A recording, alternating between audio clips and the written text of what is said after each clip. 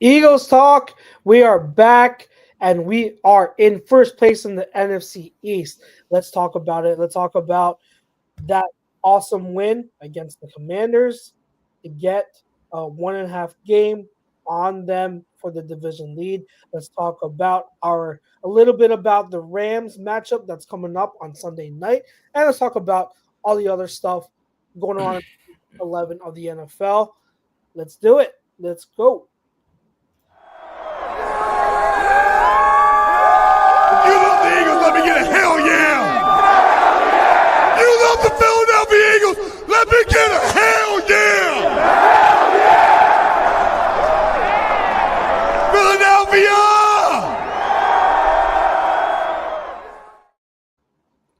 Ladies and gentlemen, it's Eagles Talk on A2D Radio, and we are brought to you by Baggio's Bread, located in Mount Laurel, New Jersey, home of the best stuffed breads, tomato pie sandwiches, cutlets, and meatballs. Make sure you mention A2D Radio for 10% off your in-store purchase.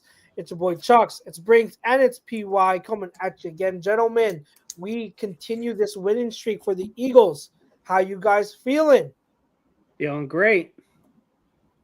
Yeah, overall, I mean, I think they're one of 5 teams I would put that can win the Super Bowl this year. Only one other one's in the NFC. Yeah. So feeling pretty good. Big test coming up for the young secondary, though. So we'll see. Yes. I'm sure we're going to talk about it. It's going to be exciting. Hell yeah. I 100% agree with that. We got a big test coming up. But let's get right to our poll question. This is the best defense since the Jim Johnson era. Agree or disagree? Brinks, because I know PY tends to be he's younger than us, like significantly. So like he may not remember fully as or as in detail as we do. So let's lead off with you, because I think we're around the same age and we can remember how good those defenses were during the Jim Johnson era. Do you agree or disagree? Is this the best unit we've seen since him? Yeah, I mean, absolutely. I mean, you're going to look at it. There's 2 defenses that you're going to compare this defense to, depending on how things go. And those are the 2 teams that one of them won a Super Bowl in 2017. This defense is better than that. That defense was predicated on a bunch of turnovers and a bunch of sacks. Turnovers, they're fickle. They can be, I don't want to say luck, because you need good players to make big plays, which that team had, but turnovers, miscommunications, tip balls, things like that, that's luck. So that defense was very good. Not saying it wasn't, but it was also very fortunate and lucky. And the Eagles did not make it to the Super Bowl in 2022 because of their defense. Nope. Sorry, that defense just wasn't that great. And that's why they lost, because they got torched in the second half. They didn't make a stop, and the offense huffed and puffed and just couldn't outscore the Chiefs. This defense is worlds better than those 2 defenses. You have a defensive front where everybody's contributing except Bryce Huff. You have 2 linebackers. I think they're the best linebacker tandem in the league. And if you notice throughout the show, as we start winning games and I'm getting a little bit more confident, my Eagles glasses are starting to come out a little bit more than they were when I didn't believe. I think this is the best linebacker tandem in the league. Nothing happens over the middle of the field this year like it did last year. There was a play early in the Commanders game where they tried to run across early in the game. It was a 3rd down, I believe, and Zach Bond dove out of nowhere and knocked it away. If that play happened last year, that Commanders guy still would have been running, because the Eagles couldn't tackle and they couldn't cover over the middle of the field. And then I'm going to reserve the right to really sing the praises of this pass defense until I see how these young corners do against a really, really good veteran offense out there in Los Angeles. But, I mean, Quinion Mitchell, Cooper DeJean, Darius Slay, you have Blankenship and Gardner Johnson on the back end safeties. They've been terrific. I mean, I think they're top 5 in both run defense and pass defense. So the numbers speak. My eyes speak even louder. And this is absolutely the best defense since the Jim Johnson era. This might be the best defense I've seen in my lifetime. That's a good statement. Good statement. All right, PY. What do you think? So I probably would have to agree, just because like what we're seeing right now is pretty special. Like we went into the season thinking we had the worst linebacking core in the NFL. Even before even before we thought Zach Bond was going to be anything. Like they're phenomenal. Like the secondary is locked down right now. Like with DeJean, with Mitchell, with Slay, with Reed, with CJGJ. Like CJGJ has his up and down moments, but like he can still make the turnovers, and he's up and down in coverage, but like the secondary has been phenomenal the last 6 weeks. Like you can't disagree with that. Like when there's a play over the middle, you can trust these guys. Like nobody is targeting Quinyon. Like he's like Namdi, but real. Like it's phenomenal. Like he's ridiculous. I can only imagine what this team would have looked like the first few weeks, especially this defense, if Cooper didn't get hurt in the summer and we were able to have him at nickel instead of Maddox. Like, I'm so amazed by this defense. Like, obviously, the pass rush isn't what it was in 2022. Like you had guys all over the field. You had guys who were able to get you 10 sacks. Like, even BG was getting 10 sacks that year. Like, so while we may not have the pass rush, but we also may not need it. Like, we have the shutdown secondary that you need to win Super Bowls. Like, you may not have the guys who are on the edge rushing who are going to get you 10 plus sacks a game, but like you may not need that, because nobody's going to want to test this. You have linebackers who are able to clamp guys. You have linebackers who are able to tackle. I know tackling on this team, crazy thought process, something you didn't even have last year. You had like Chucks and Brink at linebacker last year. Like that's how bad it was. Like that, like it's so bad that like we thought the dude from the Bucks, whose name I am forgetting because of how Devin White. Devin White. That's how irrelevant he was, to where I was like, oh man, he's gonna come back to his all-pro form. This is gonna be an amazing signing. Like I was on that, in that minority. I thought he was gonna be really good. He sucked. He's gone. I'm the only one who called it out for what it was. But go ahead. There you go. Even a broken clock is right twice a day.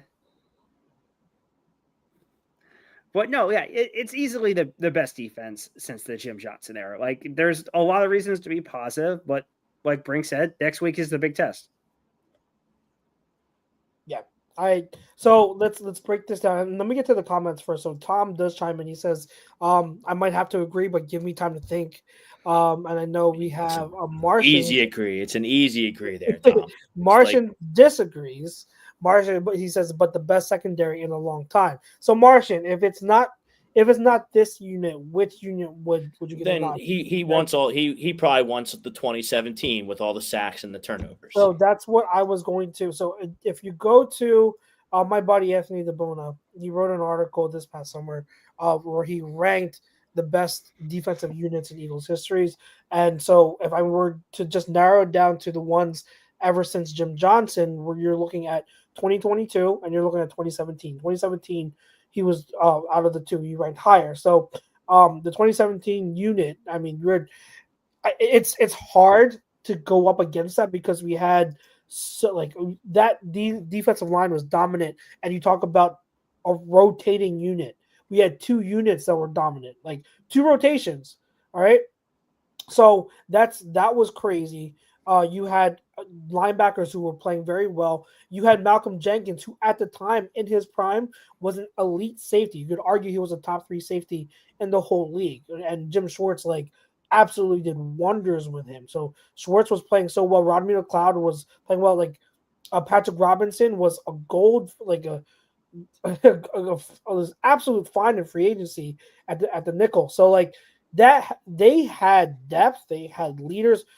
Chris Long came on as a rotational edge and was phenomenal in that role. So it's hard to go up against that. But I think from a talent and like schematic wise, I definitely give it to us. And even at their peak, that defense, I don't think it. I don't think if you line them up roster wise and just the starting 11, right? Just the starting 11, not depth, but the starting 11. I think this unit has more balance and more talent across the board. And I think a big reason why too is with the 2017 unit, the corners were okay. Like Ronald Darby that year was pretty good. Jalen Mills was solid, but they're nowhere near what we have now. Like they're nowhere near what we have now, and maybe that offsets what what they have on the 2024 unit with defensive line. So I don't know, but if I'm just lining them up, I think that this roster, defensive roster, starting 11 is more talented overall from top to bottom than the 2017 unit. So I'd have to agree, and it's very difficult, and then maybe it's premature because, like you said, Rob, we have big tests coming up against next three opponents. We've got the Rams. I think after that is the Ravens, right? And then after that it's the is it the Steelers after that? No, you got the Panthers in there before the Steelers, I'm pretty sure. Okay. All right, but yeah, it's still really good matchups and tests for this secondary. So we'll see. So it's hard. You don't want to get premature with it, but like so far, if I were to choose a unit and a scheme, I think I'd go with this one over 2017. So they still got to prove themselves. We've got Mr. Les Bowen, our great friend. Les, how are you this evening? Hello, fellas. I'm great. How are you? Doing all right. Very well. Very well. Eagles are top of the NFC, so not much to complain about. But as you saw in our poll question, this is the best Eagles defense since the Jim Johnson era. Agree or disagree? No one would, out of all four of us, no one would know better than you because you covered the team, around that time. So what do you think? Oh, I vehemently agree. I mean, the 2017 team, they have 505 passing yards in the Super Bowl. Yep. I mean, that's not even, they had a very good defensive line that year. They had some great pass rushers. Linebackers were better than maybe we expected, especially because they lost Hicks and Kendricks had to come in and play. But they weren't as good as what Bond and Dean are doing right now. Now, whether Bond and Dean will continue to do that for however many more games, I don't know. But certainly they're playing much better than the linebackers in 2017 played. And what you said about the corners is absolutely. There's not even any question about the corners being way, way better. The only guy on that secondary that I would start on this team probably would be Malcolm Jenkins. There's no question this is a better defense than I've seen really since the early 2000s. The last several Jim Johnson defenses really weren't that good, frankly. They were able to patch. They got, Sheldon and Leto were pretty good draft picks, and they were able. Doc really kind of took over as the leader for a while, but they didn't have. They developed Trent Cole, but they didn't really have the kind of D line they had before Corey Simon, fell off and Hugh Douglas left, and things like that. And Carlos Emmons, when they lost him, that was a big deal. They never really replaced him. More than 20 years, I would say, probably 20 years exactly. I guess the Super Bowl 39 team would have been the last defense that I'd put up with this defense. Yeah, I agree. And it's tough because, like I just said before you came on, you want to be able to give that defense some credit for actually going all the way. So we still have this defense. Yeah, they weren't horrible, but we're talking about a really good, look where the Eagles rank in all the different categories right now. Yeah. It's really good. Like, it's so balanced. Like, I don't think there's a level of the defense that has a weakness. You know what I mean? Like, there's like. Well, I would like to see the edge rush. I still don't trust it.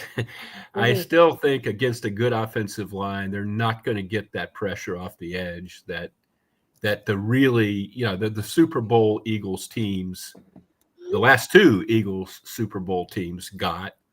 But they've got other things that make up for it.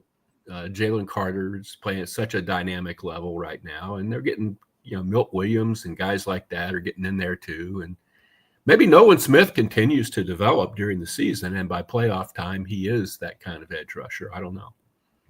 Yeah, I think with the edge rush, I think that is like if you were to sparse out like the unit that is the weakest link out of everything, it is the edge rush.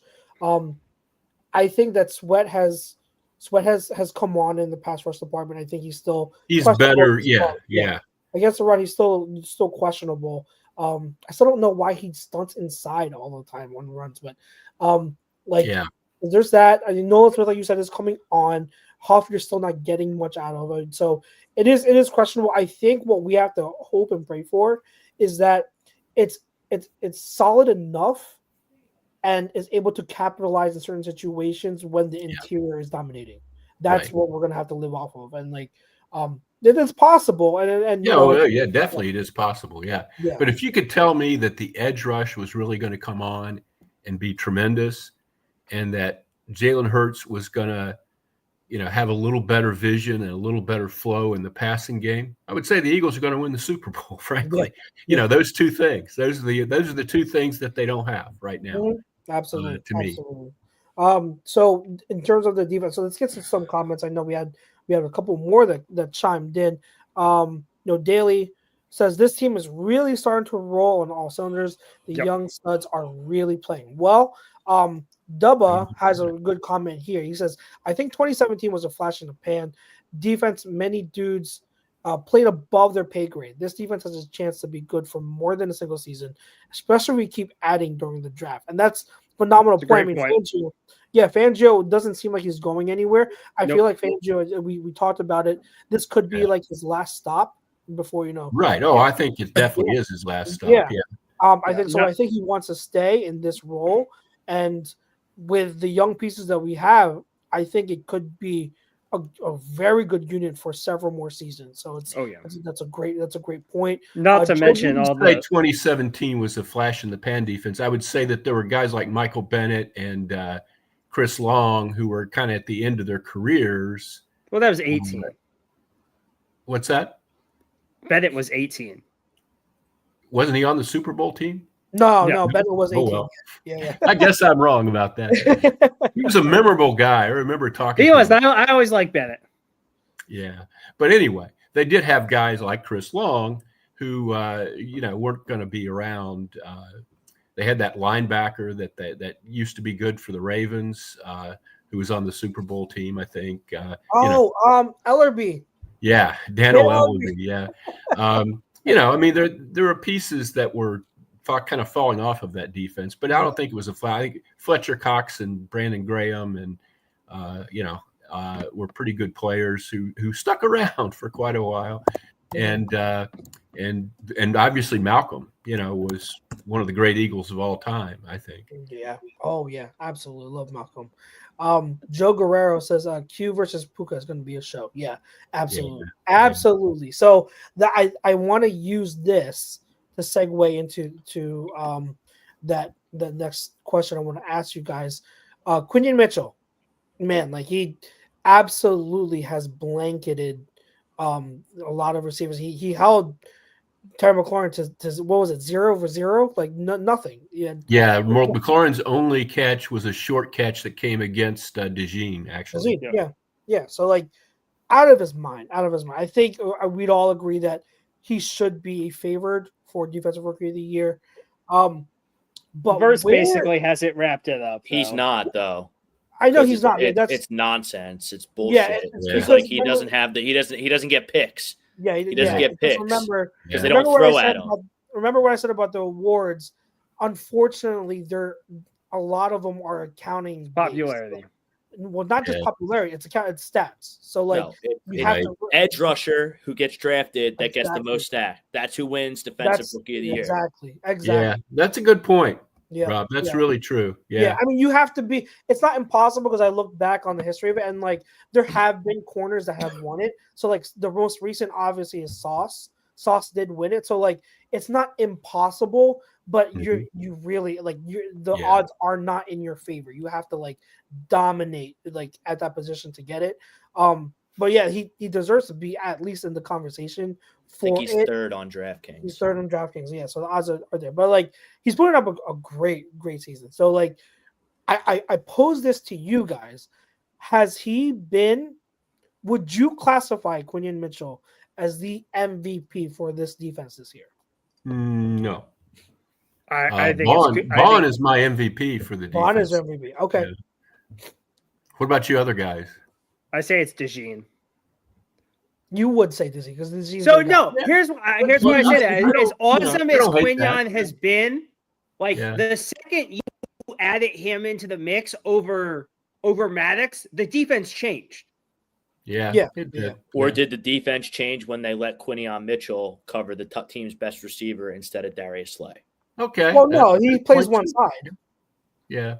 Yeah, Mitchell plays one side. They don't. He's going against whoever is on his side. If they put him on there, there's nothing to do with Slay. Why aren't these stupid coaches just lining their best receiver up on the other side? Coaching's so bad in this league, it's ridiculous. Like I'm done making fun of Nick Sirianni, but I would suggest that actually Slay isn't really that bad. No, he's been adequate. No, he's been great. He's been really phenomenal. He's been really, really. I wouldn't move anybody over to face Darius Slay, really. It's it's pick your poison right now. By the way, on my senior moment a few minutes ago, I was thinking of Timmy Jernigan. I'm very sorry. It's okay. Oh, Timmy Jernigan. There you go. I like Jernigan a lot with his grills and everything. Timmy. He was fun. He kept getting hurt after that, though. He had a hell of a year that year. Oh, man, he was good that year. Yeah. That was worth that third round pick. It's okay. Yeah. Brinks, who would you say is your defensive MVP? Dean has been really good.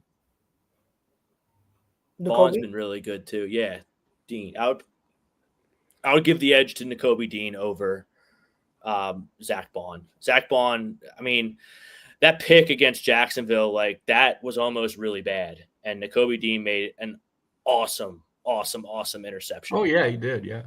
And yeah, I don't know, because I don't know what's going to happen with Zach Bond after this season. But I know Nakobe Dean's going to be here. I just can't imagine. I guess that's my tiebreaker.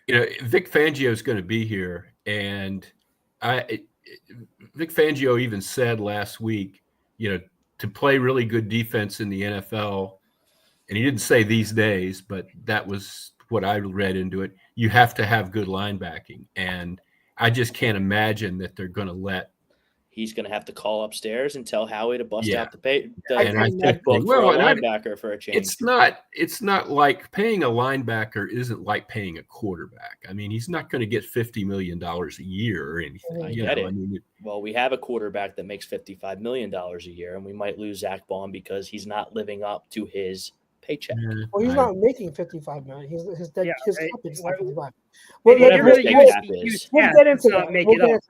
We'll get into that. So I think if you're between the two linebackers, 5 years, $255 million. I'd absolutely give it to Bond over Dean. Still not making 55. But guys, I think Bond has been absolutely more consistent and more valuable in what he does because he's a chess piece. He does everything for them, everything. So I would absolutely give it to Bond over Dean for the linebackers. But to me, like I think there's multiple good answers. I think Bond, like you said, Les, is a good answer. PY, you're saying DeJean is a good answer too. I think anyone that says Jalen Carter would be a good answer. I think I would go with Q. I think him coming in and since week one, essentially locking down one side of the field. Like one side of the field, his side of the field has essentially been locked down and since week one. He's giving up a few things, but like we haven't seen him give up big plays. And now it's gone to the point where offenses just don't throw to his side. They don't throw it his way, to his direction. And having that advantage, I don't think we've seen it since the Jim Johnson defense days when we had like Troy Vincent, right? Like I don't even remember Asante Samuel. He was a different type of corner. He would give up plays, but like he would cash. He would make offenses pay by coming up with picks, but he wasn't like a lockdown like corner that would shut down the side of the field. And I would say the same about Lido. He wasn't really a He wasn't that type he of. just ran a lot of interceptions back for touchdowns against Dallas. Yes. So I don't even like. It's incredible. Yeah, you're right. Troy Vincent would be the last guy who was really at that level. Yeah. So it's what he's been able to provide this defense is, I think, is so valuable, and it's crazy. And like I loved the pick. I was all for picking Q, but even with my expectations, I didn't expect him to be this good this early. Like it's incredible. We might, knock on wood. My table's wood. So like knock on wood, we might have a legitimate elite shutdown corner for years to come on this team. And good point. It's amazing. So, but the fact that you can name several guys and all of them be great answers is a huge plus. Like that's awesome to see how the defense is playing that well. I am very like I forget who commented, but I'm very excited to see how they match up this week, because now, like to what you were saying, Brinks, the Rams have two guys. They have two legit wide receivers. They've got Puka and they've got Cup, right? And they have a bunch of other guys who catch passes too. They got a guy with like 5 touchdown catches. Yeah. They played a lot of teams with one really good receiver. Yeah. This team has 2 really good receivers, and other guys who can help out. You know, the Rams are so.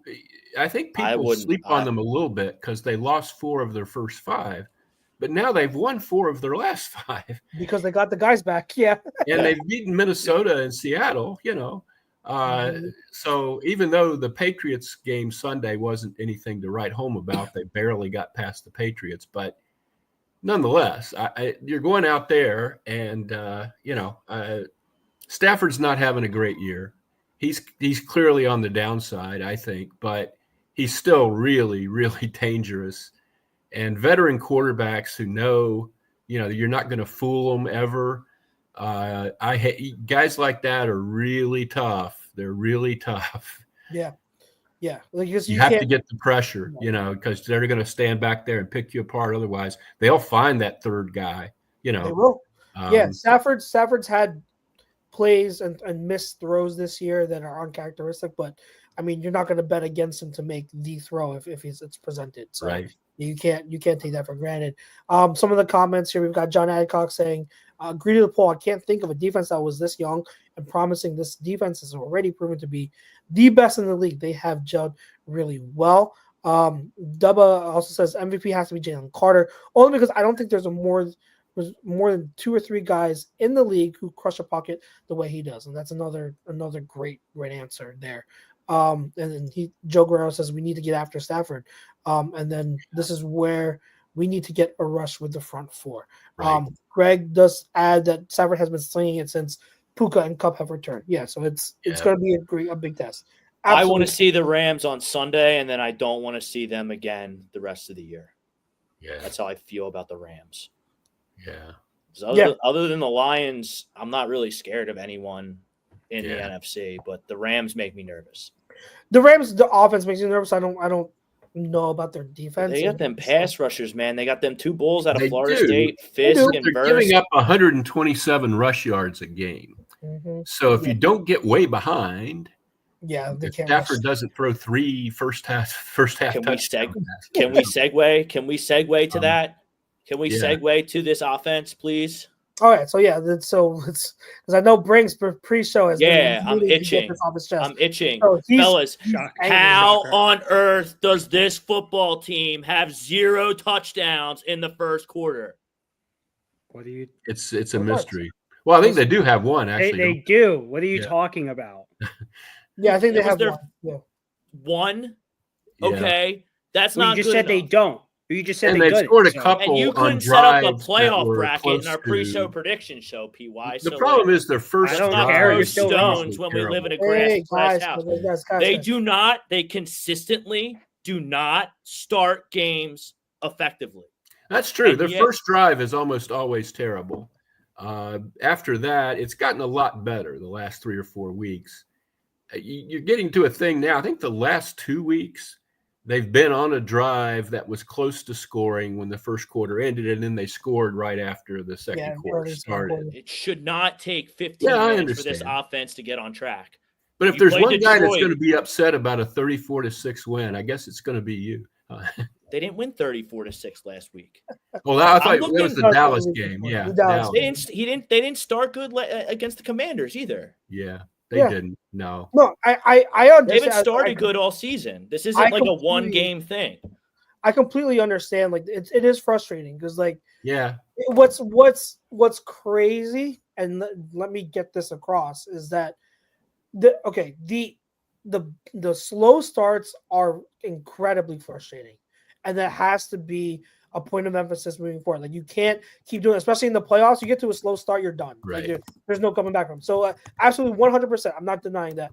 What gives me hope is that it's not like the talent or the ability to dominate from the start isn't there, because we are so dominant in the second half that if you look at our overall game EPA and success and the advanced analytics, and I know Briggs, I know you're not an advanced stats guy, but I don't even know what EPA stands for. What I'm saying is we are right, like in terms of offensive and defensive EPA, it's us and the Lions are in a tier of our own, and then it's everyone else, us and the Lions. So that's with the slow starts. So just imagine, like, if we could fix the slow starts, we would be dominating. So like it's not like the ability isn't there. So that's what gives me hope. It is concerning. It is concerning, 100%. It is there. I do think sometimes Barkley has to I think they have to let Barkley hit the line 12 or 14 times and get the defense softened up before it really starts to pay off. But yeah, the passing game should be there earlier. It really should. And I don't understand what they try to do. You never see any real – I don't know if Jalen just won't throw a simple 5-yard pass to the tight end over the middle, or whether they just keep calling these shots down the field all the time, or what the hell the problem is. They just keep calling it. Yeah, I don't know. Like, if we're going to talk about the Commanders game specifically, it was like, and Ryan Doherty, sorry if I butchered his last name. The first drive is being stopped by penalty more than anything else. Like and if you go over the course of the past few weeks, it's like dumb procedural or like dumb mistakes that kind of get in our way, and then like, that's what kills it. And so like I'm not excusing it, but I think that's what also just gives me. It's not like it's a thing where we're incapable of beating the other team early. It's more of a thing that like we're shooting ourselves in the foot more than anything, and like the only thing stopping us is us. So I think it is fixable. Has it been fixed yet? No. Obviously it hasn't, but I think that's where I lean on it being fixable, and there being a sense of hope, and there is some optimism moving forward. Because why are they having so much mental mistakes on plays that are supposed to be scripted that they've worked on the entire week? Why? I mean, I wouldn't be able to. No one can tell you that except for the Eagles. Like no one can, because it's like I said, it's whether it's a penalty, or if it's like execution error running a play. It's a number of things. It's not like one simple thing. And I wish I had a definitive answer, but Me too. really the players and coaches, I don't know either. Yeah. I do know I wouldn't run a trick play in a week when I only had 1 day of practice. And Nick made a point of saying, "Oh, we've practiced that so many times." Bullshit. I mean, stop lying, Nick. You didn't practice that week, okay? Because you didn't have any practice that week. So, it was just a dumb thing to do. You didn't need to do it. That's often my rule of thumb on trick plays. You run a trick play if you need to. There's some reason why you need to shake things up or turns things around, or you're having trouble, doing things in your normal offense. Yes, great point. They were, no, you don't need to do that. No. Yeah, exactly. I guess my last point on this, like if it's not fixed now, we're 3 months into this thing. Like, it's probably not going to get fixed. And if I everybody don't agree with that. I don't agree with that because like it's still we're only roughly a little bit more than halfway through the season. Teams are still figuring stuff out. Like you don't. How many times have we seen? How many times have we seen a team figure stuff out in December and then get hot in the playoffs? Chiefs. The Chiefs were like dumpster fire for 3/4 of the season last year, and then that last month they just put it all together. Yeah. Last year was a perfect example. I don't think Jalen Hurts is good enough to do that. Patrick Mahomes is. But it's not just on Jalen Hurts, Brinks. It's like it's a lot on Jalen Hurts because he's doing the same stuff. It's the same stuff with this guy every week. He doesn't step up in the pocket. Whenever he gets in trouble, he rolls right. But like he's not living up to his contract. What are you talking about? He's playing. I don't agree with that. He's an MVP candidate right now. No, he's not an MVP candidate. He's not even the MVP of the Eagles. He's not even the MVP of the Eagles, PY. He's not an MVP candidate. No, he's not. No, he's not even the top 10 of MVP candidites. Stop. Shot. No way. Once again, your goggles are on. Your hate goggles are on. No, they're not. Like he's more of an MVP candidate than Josh Allen. I think right now. I didn't say he was a more of an MVP candidate, Josh Allen. I said he's a candidate. There's two guys. One thing that yesterday, watching Red Zone yesterday, kind of reinforced for me is that every quarterback makes mistakes and does stupid. This whole thing about how could he possibly not see that guy? They were saying that about really good quarterbacks. Allen had a bad interception early in that that game for Buffalo. Mahomes and Allen, and certainly Mahomes, who's not having a good year, and I think a lot of it has to do with his weapons, but Mahomes was not good at all yesterday and deserved to lose the game, which he did, just barely, but he did. Yeah, I think that I think we lose sight sometimes of I still don't think I wouldn't classify Jalen Hurts as in that elite tier. I don't put him there. But at the same time, it's like, well, look what you said, Les. Even those guys in that elite tier, they make mistakes. They miss up. They do. I think more than we want to. Yeah, and I think for some reason, Hurts is just one of those quarterbacks. For whatever reason, he does sometimes gets overly criticized. And it's not just Brinks, but there will be a lot of people that say he doesn't step up in the pocket, he doesn't go through progressions, he doesn't do tight window throws. And as someone who watches the film every single week, every single game, I watch every snap, I can adamantly tell you that is incorrect. Does he have his lapses? Yes. Is it inconsistent? Yes. But has he done it enough to where you can say, yeah, he can do it at points where you can have faith in him doing it in a game when you need him to. Yes, he makes big plays in clutch moments. He's a winner. I don't think anybody can dispute that, whether they're with his legs or with his arm. Yes, he steps up in clutch moments more than with a the lot game on the line. You can trust him to do what needs to be done. Like, how is he a winner when you're going against big quarterbacks? Like, Hurts delivers. Like, you can say what you want, he does. Two things. Yeah, he outplayed Daniels, and that was something that I think people were concerned about going into Thursday's game. Two things that Jalen Hurts absolutely does have as feathers in his cap is he's a leader. The boys like him, and the boys listen to him, and he leads by example. He's not like other guys in this city that just want legacies handed to them, like on the Sixers. So he's got that, and he can make plays with his legs. Yeah, he can. And then two, I know you said that, like, how is he a winner if he doesn't win anything? This is where I have said for years, especially specifically when it comes to the sport of football, I do not count wins and losses as a QB stat. I think Joe Burrow's a winner, and he's on a terrible team right now. Like, it's, to me, a winner. If you want to define a winner, a QB as a winner in the NFL, they are someone who, when you need them to step up, they step up in the right moments. That is a winner. When you need them to perform, that is a win. Now, like, they don't, at the same time, QBs don't play defense. QBs can't catch the ball. Somebody made a good point about Caleb Williams, that twice in the last several weeks he's made what should have been game-winning drives Yeah. and weren't because the Bears Yeah. are the Bears, you Yeah. know. Yeah. And are you going to blame him for that? You know, You can't. But that's like, just the difference between like if Jalen had this season and last season, like Burrow had, because they're probably not going to make the playoffs. Like, and that's not that's not his fault that his team is bad. But like, if there's no way Jalen Hurts survives 2 years without making the playoffs. True. Like yeah. he's done. He's out of here. Like Burrow is not going anywhere.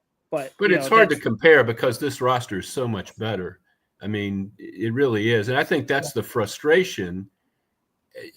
I will say there are quarterbacks, a few quarterbacks, not a lot, that you could put on the Eagles right now and they'd score a lot more points, you know. Yes. But you're not going to get one of those guys. So that's that's moot, you know. And I don't think you're going to get a better quarterback than him in the draft or anything like that. So you do what you can do. And again, what's this magical guy that we're getting?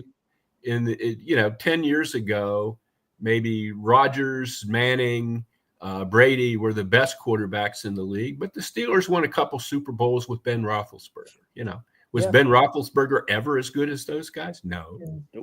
But you know, it's a team they sport. won with him. Yeah. You have and I don't know if I've said this before, but like, no, I'm pretty sure I have. I've said a lot of things on this show, but when scouts evaluate players, specifically quarterbacks, it's really 3 categories on the evaluation. It's are you a player a team wins because of, wins with, or wins in spite of. I don't care if Jalen Hurts is not elite. He still has shown to be a quarterback that the team can win because of. Because when it comes down to, and we've seen it, and the thing is, we've seen it especially in the Super Bowl against the Chiefs. Like, we were in that game because of Jalen Hurts, and he was arguably the best player on the field in that game. Right. But the Eagles didn't win. All right. But looking at where the league is now, I don't want to dominate the conversation here, but there was a time several years ago, like about the time that Wentz came along, when I thought you had to have a really elite top quarterback passer to win the Super Bowl. And the way we're looking at the league right now, with running so much more dominant than it has been in a long time, nominal point. I don't know that you need that. I mean, Mahomes wins most of them.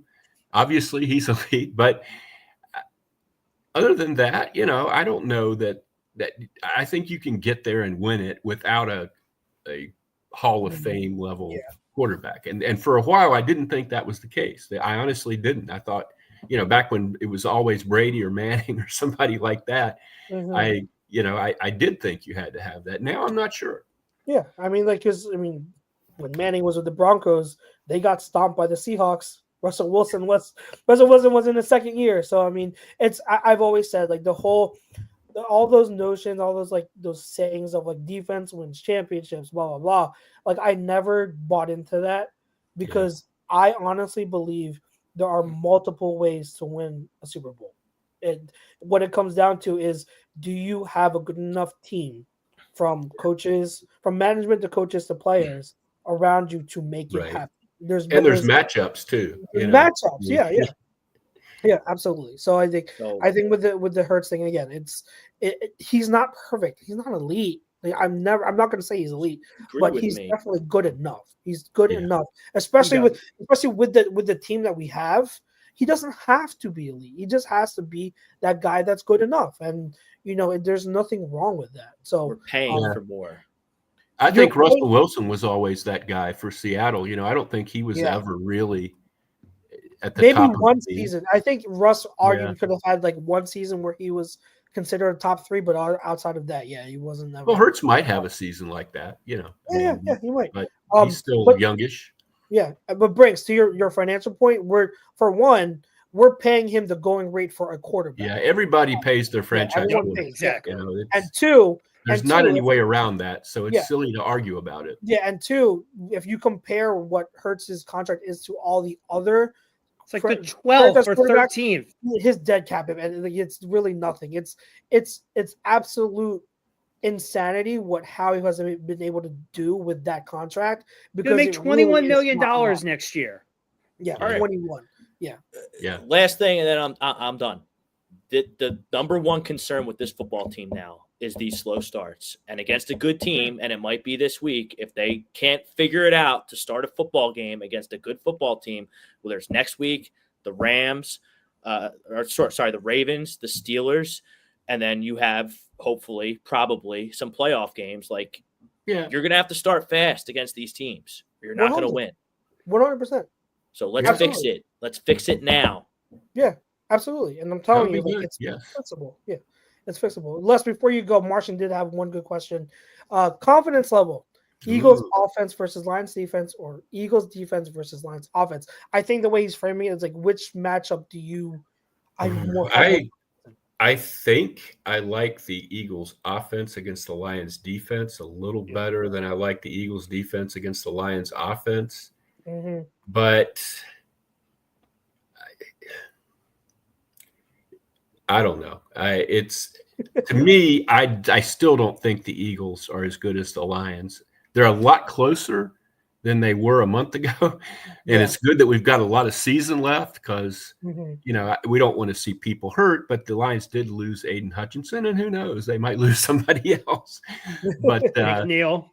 Or the Eagles could lose somebody really good too. Yeah. But I do think the Lions can give up some points. I don't think they're nearly as good without Hutchinson as they were with Hutchinson. Yeah. Their offense, I mean, even the game where Goff threw the 5 interceptions, they still moved the ball and scored points. It's amazing. It really is. They are a mentally tough team. I mean, that's a term that gets thrown around haphazardly, but they don't let much bother them. Boy, they just keep at it. Yeah. And Goff is weird. We all, I kind of wrote him off when the Rams lost that 14-3 Super Bowl. I thought, well, that's the best, that's the best you're going to do with Jared Goff. And I thought it was great that the Rams traded him for Stafford, and it worked out for them. Obviously, they won a Super Bowl with Stafford, but Goff is way better than I thought he was back then. He definitely has made strides, and but he also has those days when he's not very good. Yeah. Mr. Wing does ask, what do the Lions have that is better than the Eagles? I'll say this. I'll put it like this. Everything. They have the consistency. They have the consistency right now. They know who they are. Yeah. And they're so good at just sticking to that. Yeah, they're a little bit farther along in the Eagles after last season kind of started over. I mean, they didn't totally gut the team, but they've got a whole bunch of new defensive starters and kind of a different with Barkley, a little bit of a different offensive personality. And that's the Lions are the team they were last year, only better. And that's a very good answer, Chucks. I mean, they're just farther along in the process of being a unit of really unshakable unit. I think their D line is still probably as good as the Eagles, even without Hutchinson, because I don't think the Eagles D line is super elite. I think their linebackers, the one guy broke his forearm, but the linebackers are really good. Other than Arnold, I think their secondary is as good as the Eagles. Offensive line, I take the Eagles there actually. But they have a really good running attack. They don't have Saquon Barkley, but they still really crank out the yards, and they have good receivers. Some guys that are really pretty much the equal of the Eagles receivers. Yep. And right now their kicker's better. Yeah, our boy's got the yips. Oh, Hopefully God. he fixes that. Everyone's got the yips. Aubrey just missed a 40-yarder. That tells you everything you need to know. It's weird, isn't it? What was it yesterday? Weird watching Red Zone. I saw two easy kicks missed. Justin Tucker missed 2 kicks. Yeah. I don't know what they don't call it Heinz Field anymore. I don't know what they call it. Yeah. But since that stadium got built, like that's statistically the worst percentage kicking stadium. Oh, Really, yeah. because of the rivers, I guess, probably. I right? guess because it's windy. Winds, The only guy yeah. who does good is Boswell. That's why they've kept him Yeah. around. I don't even remember when they had a different kicker besides I Boswell. did not realize that. That's a good point. That's a very, very good point. I didn't realize that. Wow. That's crazy. I'm gonna chalk up Elliott's misses to just week 11. Around the league. I'm just gonna be like, okay, it's a one-off with everyone in the league. I still have confidence in them, but They should let this man kick off, though. I think that let him feel his leg, kick the ball. Like, it doesn't matter. Just have him run off the field. Their strategy is to kick the ball out of the end zone every play. And I think Man might be better at that than Elliott is. I think Man can do it every time. I get it. I get it. Maybe he is, maybe he isn't. But when Jake Elliott hasn't kicked the whole day and, okay, we need this 55-yarder for the win, and he hasn't kicked the ball yet at all. Yeah. That's tough. Cold. Yeah. I agree. It's agree. getting cold. Yeah. Yep. I agree. I hear you on that. And I hate that they kick the ball through the end zone every time. I like the Washington mindset where they want returns and they want to go down and hit go make a play and go hit somebody. Yeah. Until someone wants it back. Well, it's always great to talk to you guys. Yeah, Les, thank you for sticking in, and again, hopefully we continue this win streak this week. And until then, I'll see you over on Twitter and same time next week. Indeed. Thanks, guys. Have a good night. Bye, Les. Bye, Les. That is Les Bowen doing Bowen and the Birds with us on Eagles Talk ATD Radio. Always great to have him on. We got 10 minutes roughly to go. Anything else from this Eagles Commanders game that you guys wanted to point out? How about Dan Quinn? You're talking about going for it on fourth? Well, they're down 12. They're down 12-10. Yeah. They got a 43-yard field goal to take the lead, and he chooses to go for it. God bless you. I'm with you. I don't. That's why I'm honestly I'm done making fun of Nick Sirianni because I've been watching the games over the past couple weeks, and all these coaches are idiots. They go for it. I don't know. They all go for it. Like you can't. I will say this. I am someone who loves the aggressiveness. Oh, this is a blanket statement. Like I was one of the rare ones to defend Dan Campbell last year's playoff game. So on and so forth. I love going for it. But there are certain situations where you shouldn't. And to me, Dan Quinn going for it on fourth was not one of those situations where you should have gone for it. Like you have an opportunity to take the lead late, right? And your offense is having problems getting to moving the ball against this defense. You have to get the points. Like get the lead and then see what you can do. Like I just analytics has gone way too far. It's gone way too far. Not only in football, I don't even think that's anything. I don't even think that's an analytic. It is. That's it's 1000% analytics. There's no other justification for it than the analytiks nerd in the booth said, "Oh, we have a 73% chance to make it first down here." I think it started because of analytics. Because remember, Doug P was technically the first coach to really go heavy with this, going for it on fourth down. And he has said multiple times that his approach started because of the analytic data. So like it started with analytics. I think with coaches like Dan Campbell, they root themselves in to just having that much faith in their offense. And I think that's a factor. So like I'm not going to say it's 1000% one way or another. It's a mix of both, but it did stem from analytics. But these coaches don't get that, okay, you have a 70% chance to make a first down here. Okay, but the 30% when you don't make it, that's what costs you games, points, seeding in the playoffs, and will ultimately cost you your job. They don't get it. They have no situational awareness. But that will also be the play that gets you a possible division title. I think here's the issue. Okay, guys, this is what I've always said with numbers and analytics and stuff like that. People think that the analytics are predictive data. It's not predictive data. They are lagging indicators. They've shown what things have gone in the past.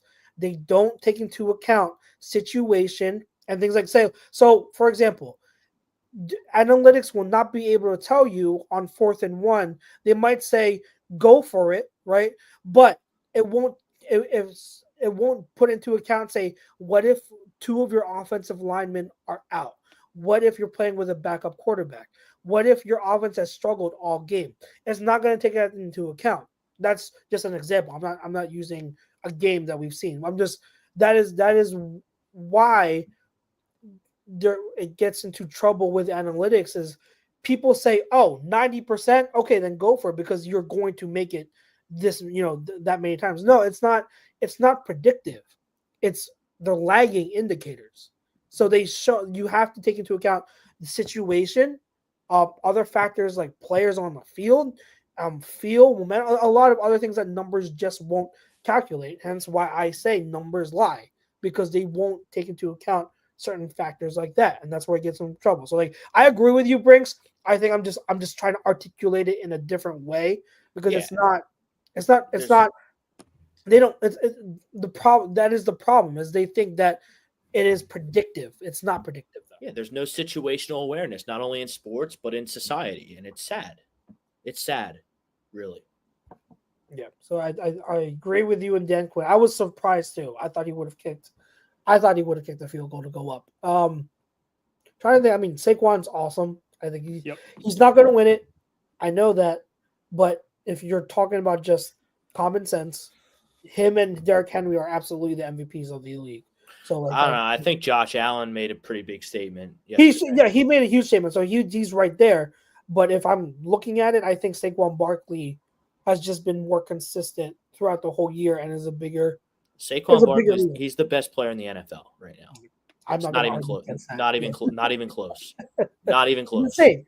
He's insane. It's absolutely insane what he's able to do. Absolutely. And I'm sitting there watching it on Thursday, and he had like 17 carries for 67 yards or whatever. Not bad, not great. I said, don't give up on it because the bust out's coming. Like, don't give up on it. And sure enough, not one, not two, but two big time runs by Saquon Barkley to ice the game. Yeah, and I think that's what I appreciate about this Eagles offense right now is that they know their identity and now they're insistent on sticking with it. Like they don't, they're not going away from it when it's not working or struggling. I think that's huge, and I think that helps. That is another factor of why Saquon has had success in the second half. Like Les pointed out, like maybe in the first half they're trying to wear down the defense, and then fourth quarter comes and the defense just can't do it. And again, that's another thing numbers can't calculate is that attrition over the course of a game. So I 100% like I see that, and I love that they're sticking with Saquon. Brian Bumper with the super chat. Appreciate the super chat, buddy. And I will answer your question because Joel Embiid is the fraudiest of frauds in the entire world. Luckily, this is not a Sixers show. This is an Eagles show. Oh, he gave us $5 and asked us a question. So I've said this before too. I don't care about basketball or hockey enough when the season's on. So whatever happens right now, it's like, okay, cool. And then I let it go. There's nothing cool. There's nothing cool about Joel Embiid. Nothing. Joe Guerrero says it was great to see them stick with the run. Been a long time since I've seen that from this team. I don't even remember the last time we were a run first team. Like I don't remember. So maybe 2017 was the blip. Maybe that was the only reason. But yeah, anything else or anything else from this week 11 of NFL games, which is pretty crazy overall. Let Russ cook. Steelers, good, man. Defense, the defense. What a performance against the Ravens! Wow, that was insane. Everybody every year talks about what the Steelers can't do, but they do the same things well every single year. Yeah, and this isn't like maybe this one's different though. I don't know. Maybe it's possible. I don't know. Maybe. I mean, like I don't know if I'd put them in as contenders, but like they're definitely someone to take take notice of come playoff time. Absolutely. If you're making power rankings, though, the Steelers are in the top 5, right? I don't know. I'd have to think about it. So, like, off the top of my head, you've got NFC, you've got Eagles and Lions, right? So I think Eagles, Lions have to be in the top 5. They're both in the top 5. Bills would be another one in top 5. I'm not going off of order. I'm just trying to remember. Yeah, I think Chiefs. Chiefs would still put. And then I feel like there's one other AFC team. It would be the Ravens, but they just lost, so I would put the Steelers in there. I think I see your argument. I still think overall I would put the Ravens above the Steelers. I think the Steelers are just the kryptonite of the Ravens, and I don't know what it is. The Ravens just can't beat the Steelers. But I think overall, I do like the Ravens team more. But I see your point. I think it is a good argument. I mean, yeah, the power rankings are right now. Yeah. I know. They're going to play again, and maybe it'll go different. The other game will be in Baltimore. Yeah. I mean, you Like, can go Packers. we'll see. The Vikings still keep on winning. I don't know if I'd put them over the Ravens. I mean, I don't know if I'd put them over the Ravens or Steelers. No. So, yeah. I'm just trying to Packers are good, not great. They're a good team. I'm not worried about the Packers. I worry about the Rams more than I worry about the Packers if I'm the Lions or the Eagles. I will also say this. AFC team that could make noise in terms of, again, not saying they're a contender, but like could be a really tough outcome playoff time. I think the Chargers have shown like that defense is for real. And I think Justin Herbert is playing his best ball so far of his career. So I think the Chargers are onto something here. Harbaugh is such a good coach. Yeah, he's a really good coach. Really instant wins everywhere he's been. I think he's a weirdo, and it works until it doesn't. Let me just say that it works until it doesn't. Yeah, he turns the programs around. It can go bad with him real quick. Like there's this commercial a few years ago where he's like coaching kids, and they're like, "Oh, it's all cute," and then he's like screaming at them. That's him. Like that's his whole coaching scenario to where when it's going well, you're like, "Oh man, I love this guy. This is a winner. He's a coach. Yeah. He's a football coach. Yeah." And then when it's not going well and you got this asshole yelling in your face and like spit on you, like you're just like, I'm going to strangle him. There's a hockey coach that's like the equivalent of that. But Tortorella. Tortorella, yeah, I think there's one more, but Tortorella's, yeah, I think it's a good answer too. Thibodeau's in the NBA. He coaches the Knicks, but he gets thrown out of everywhere. He gets thrown out everywhere he goes because like he treats it like loser. Yeah, that's crazy. 16U AAU ball. Like we're at 15 with a minute left. Let's play Derrick Rose. Yeah, he's like has him run. Has like NBA guys running suicides at practice. Like, dude, what are you doing? They're not going to do that. That high school Harry crap works for like 5 seconds, then they don't give a crap anymore. SJM says watching Barkley reminds me of prime Adrian Peterson. You can only bottom up so long. He wears defenses down, and as long as they stick to the run, it's only a matter of time until Saquon breaks one off. Yeah, absolutely. Like there's a 60-yard run just waiting to happen. Yeah, it's also like Barry Sanders. Like Barry Sanders was, I remember how many games the defenses feel like they bottom him up, but like it's only a matter of time. It's only a matter of time before he breaks one or two. So yeah. The last game I wanted to touch on, I think that was a huge win for the Seahawks. They've been really butting themselves in the butt the past few weeks, losing a few. They had the bye week, and I think them coming out and beating San Fran in San Francisco, a team that they haven't been able to beat. Geno Smith, amazing final drive, and like they were Seattle, huge win. I still think that division is way up for grabs. Brinks, I like your prediction of the Cardinals winning it. Looks like a good one. I'm still sticking to the Seahawks, though. I think they have something there too, where it can be between the Seahawks and the Cardinals for that division. But like it's really, I think between those two are going to be what it's going to come down to. And like all I've been hearing is, don't let the Niners get in. Don't let the Niners get in. I'm not scared of the Niners one bit this season. Yeah, not at all. Let them in as the 7 seed. We'll be the 2 seed. We'll play the Niners in the first round. Fine by me. Scared. Yeah, because the Niners just. If you guys have seen, like, CMC's usage hasn't changed since he's gotten back, but he does not look the same. He is not explosive. He's not twitchy. Like you can tell he's lost a step because of that injury. And I'm not saying he's permanently done, but I'm saying for this season, coming back from that injury, he doesn't have the same level of athleticism. So like they're using him like he does. They're just still like giving him the ball plenty of times, but like there's none of that explosiveness. So I'm like the with Ayuk gone, CMC being the way he is, they don't have an explosive element to their game. Like there's no one that's going to be able to take it, 60 yards to the house. It's all just slow people. Like it's all just slow people. So I'm not scared of the Niners this year. I think again, it's a real thing. The Super Bowl hangover is a real thing.